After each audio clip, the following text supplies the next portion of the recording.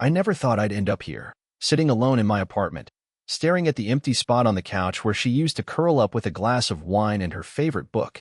We met 2 years ago at a mutual friend's birthday party. One of those awkward mixers where you barely know anyone, and the music's too loud for real conversation. But there she was, Sarah, 29, standing by the window, laughing at some inside joke. She had that kind of presence, bright, warm. The kind of person who made you feel seen in a crowded room. I was 34, a software engineer who had finally started feeling stable after years of grinding through startups. We hit it off fast. Texts turned into long phone calls, then casual dinners that stretched into midnight talks. Before I knew it, we were spending every weekend together. Sarah moved in after 6 months. I thought it was perfect. We split the chores. I did the cooking, nothing fancy, but I loved watching her close her eyes with the first bite, like it was a 5-star meal. She handled the plants and the little DIY projects around the apartment. It felt like we were building something real. Inside jokes over grocery runs, lazy Sundays with coffee and crossword puzzles, whispered dreams about the future. She told me she wanted kids one day, maybe 2. We made Pinterest boards for home decor, talked about road trips we'd take, even scouted neighborhoods for when we'd upgrade to a house. I was saving for a ring.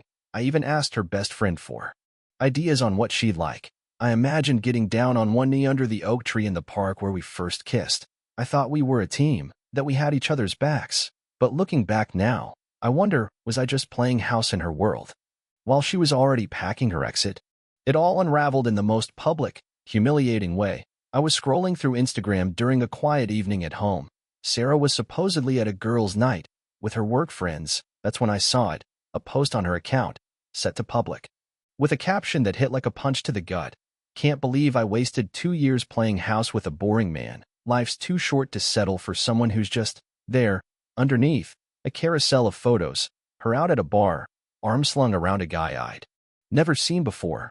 Some tattooed bartender, his hand a little too familiar on her waist. The comments flooded in, fast and brutal. Girl, you deserve better. Finally, you're living your truth. Ugh. Men like him are such deadweight. Our mutual friends? Some liked the post. A few even chimed in with emojis and cheers. I sat there frozen, phone in my hand, heart racing like I'd run a marathon. It felt surreal, like I was watching my own life implode from the outside. My stomach twisted as I scrolled through more comments. My name wasn't mentioned, but everyone knew. The inside jokes, the subtle digs, they all pointed at me. I texted her, Sarah, what is this? But no reply. Then came the messages. Friends I thought were in our corner asking, dude, what did you do? Like I had been the villain all along. I just sat there in the dark, staring at the post, unable to process how everything I thought we were had been twisted into a punchline for her followers. I didn't cry, not yet. I just felt hollow, like the floor had dropped out from under me. Once the initial shock wore off, something inside me clicked, not rage. At least not the explosive kind. It was more like a cold, sharp focus. I started taking screenshots, the post, the comments, even the likes from people I thought were our friends. I dug deeper, her old posts, tagged photos, captions that suddenly felt like they had double meanings. I pulled up our text history, scrolling back months, times when she said she was at work late, but had no calendar events. Then I remembered her phone. She used the same password for everything. I hesitated, but only for a second, logged into her email. Her private Instagram, the one she thought I didn't know about. And there it was, a series of DMs with the bartender guy. His name was Kyle. Apparently, flirty texts, jokes about trading up, even screenshots of my texts to her, with captions like, he's so predictable LOL, but it didn't stop there.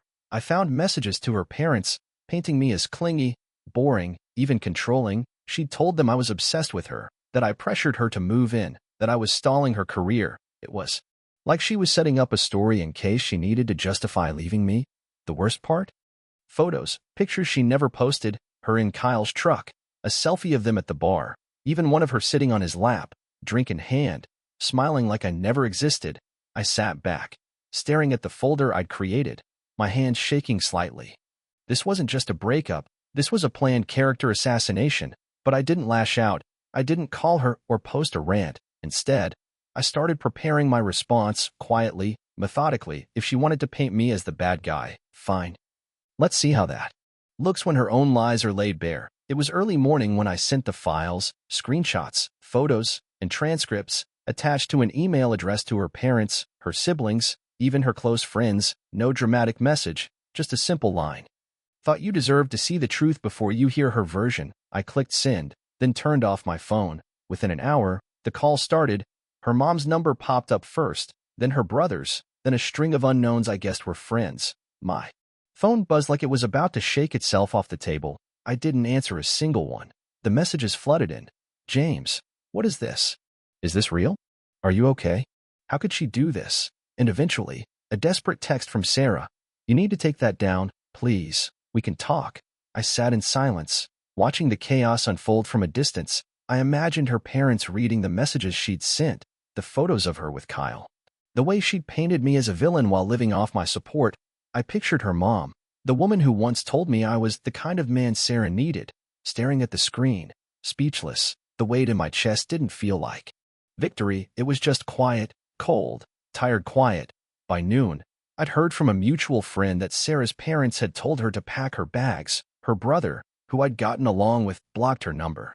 Some of her friends who'd laughed along with her comments on Instagram, they had followed her. Sarah was on her own now, scrambling to control a story that had already slipped through her fingers. I didn't smile, didn't gloat. I just sat in the stillness, knowing I'd done what needed to be done. The fallout hit her like a freight train. By the next day, Sarah was out of her parents' house, bags packed, staying with a co-worker for a few nights that turned into couch surfing. Her family cut her off cold. Her dad sent a group message that went viral in our friend circle. Sarah, we are disappointed beyond words. You've lied, manipulated, and used people who cared for you. Do not contact us until you're ready to take responsibility for your actions. Mutual friends who once cheered her on began posting vague Instagram stories. Turns out some people aren't who they pretend to be. While unfollowing her in droves. But instead of owning it, she doubled down. Sarah started spinning a story that I was controlling, that I twisted the situation, that I was emotionally abusive and had gaslit her for months. She made a private post on her backup account, a tearful video claiming she'd been trapped in a toxic relationship, painting herself as a survivor. Some of her friends bought into it at first. A few even reached out to me, asking if I wanted to explain my side before they made up their minds. I didn't respond. Then she tried showing up at my apartment. She banged on my door, yelling loud enough for neighbors to peek out. James, please, just talk to me.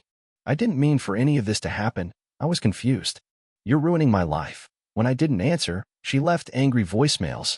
I hope you're happy. You destroyed me. I lost everything because of you.